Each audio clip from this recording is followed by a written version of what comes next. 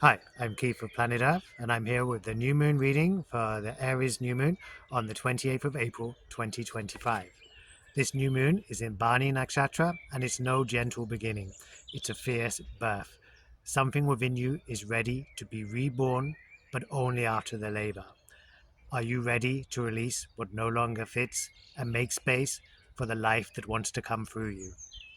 Let's explore the energies of this new moon together. So, like all new moons, it's the beginning of a lunar cycle, but this one has a very forceful energy. There's a focus on transformation and purification from the nakshatra of Bani. And Bani is the bearer, the bearing star, and it's ruled by Venus and the deity Yama, the god of death and Dharma. And its symbol is Yoni, the female reproductive system. So, this is about the moments before birth. Um, It's a powerful time for new beginnings that carry the intense and transformational energy of this lunar mansion. Potentially, you can focus this on career, but also presenting opportunities for purification and letting go of the past. It's bringing a new life into the world with the cost of labor pains. So, Yama is the god of death or Dharma and the binder. It's relating to sacrifice and also yogic disciplines. He's a lord of Dharma and a very stern disciplinarian, ruthless expositor of truth, and the ultimate dispenser of reward and punishment. And it's a very harsh, formidable, and powerful and hot nakshatra. It's in Aries, so it's already got this fiery energy. Bani takes away that which has reached its term of life to a new condition. So it's like for the labor to give birth after something is gestated in the womb. It represents the soul moving away from the body and is associated with self control, faithfulness, firmness, endurance, and supporting and maintaining and nourishing. There's a lot of nourishing energy with this new moon. Now, Venus rules Bani, and Venus itself is exalted in Pisces in the nakshatra Uttara Bhadrapada, the latter blessed feet. Latter Blessed Steps or Latter Blessed Feet, which is the second Bhadrapada Nakshatra, and it's to do with the spiritual ascension after death. So there's a lot of progress towards the spiritual plane and a generosity and a very optimistic vision of the future. And this nakshatra, Uttara Bhadrapada, has a love of water. And there is a lot of fertility, beauty, and gratitude and a calm introspection that's associated with this nakshatra and also some loneliness.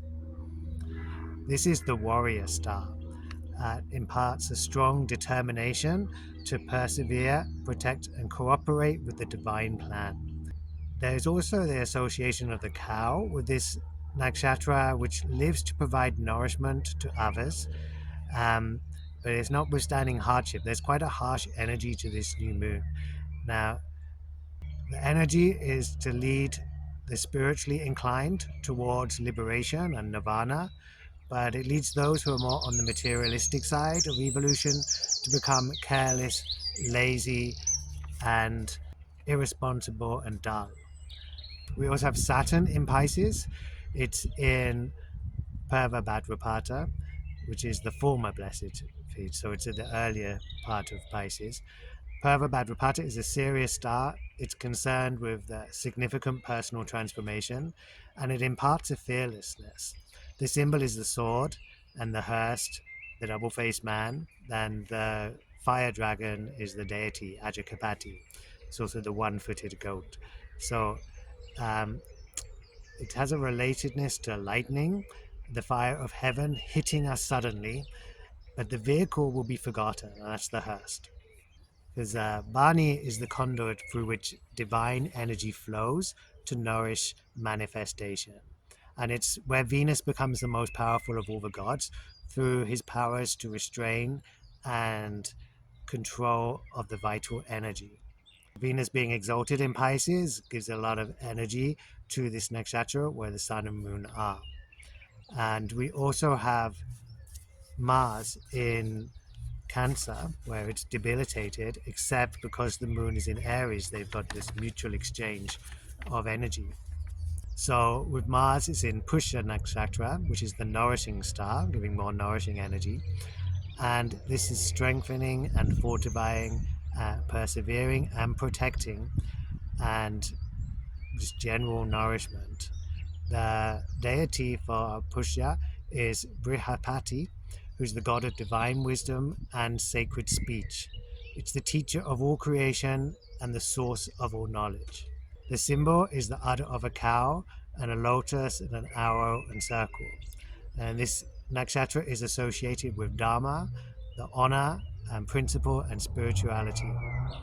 There's strengthening and promoting growth and fostering the intuitive perception of the divine plan. This nakshatra helps stabilize materializing energy and allows it to come into new forms. And so with the moon and Mars in exchange, this will be very emotional, adding to that intuition. And then Mars is also giving its power to the Bharani, to the labor and that fierce energy in his home sign of Aries.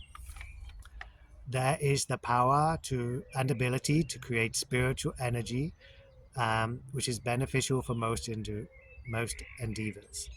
We have got Jupiter in Migrashna in Taurus. It's the searching star, and its symbol is the deer's head. It is the beginning of a search, either outwardly or within oneself, and it's the searching mind and is very good for research. The deity here is Soma, the Lord of Bliss, and that gives you the impulse to seek and to discover hidden treasures. It's a very auspicious beginnings and newness of experience. Mrigashira can suggest dissatisfaction with experience or confusion and disorientation, and it can be creating the catalyst of events after which a new relationship is established, which imparts a different momentum to life. And then we also have Mercury, which is in Pisces, where it's debilitated, but it's in the nakshatra Revati, which it rules, along with the deity Pushan. So Revati is the last nakshatra in the cycle of the zodiac, and it is about the wealthy or the rich, and it's the keeper of flocks for the gods. Um, it has the symbol of either a fish or a pair of fishes, and also a drum for the beating time. And Revati is known as she who increases prosperity, success, fortune, wealth, and abundance. So Pushan is another nourishing form of the sun god, leading animals and souls home after their weary journey around the zodiac. It's the most gentle and selfless of all the deities, and allows lost objects and lost animals to be found. We are preparing for the new realization of truth and a fresh meaning of life. This deity is also the keeper of cows for the gods. So there's quite a nourishing energy that comes through the symbol of the cow in many of the nakshatras where the planets are placed for this new moon. And it's also about depending on your own efforts to make progress, and a god associated with nourishment and protection. It's the end of cycles, which lead to new beginnings. It's got a very caring nature, it's intelligent, spiritually inclined, and is about karmic cycles and spiritual evolution. So this new moon in Bharani is a powerful time for new beginnings that carries the intense and transformative energy of this lunar mansion. Um, it's bringing new life to the world with the cost of labor pains. There's also an association that this could be quite a great delight followed by material disappointment. But there's the power to cleanse and remove impurities. There's the Bharani Nakshatra has a lot of truthfulness, honest and frank, without modifying opinions to please others. So this can be a very good time for starting projects, but it's projects which are going to take sustained effort to manifest. So if you've been feeling the need to cut the cord of what's draining you, now is the time to let go and start the new life, and know that it's gonna be effort to put in, that you're being supported by the stars and by the planets. So may you honor what's rising, release what's done, and walk gently with what is becoming. Until next time, take care of your spirit. I'm Keith of Planet Earth, and I'll see you for the full moon reading. Take care.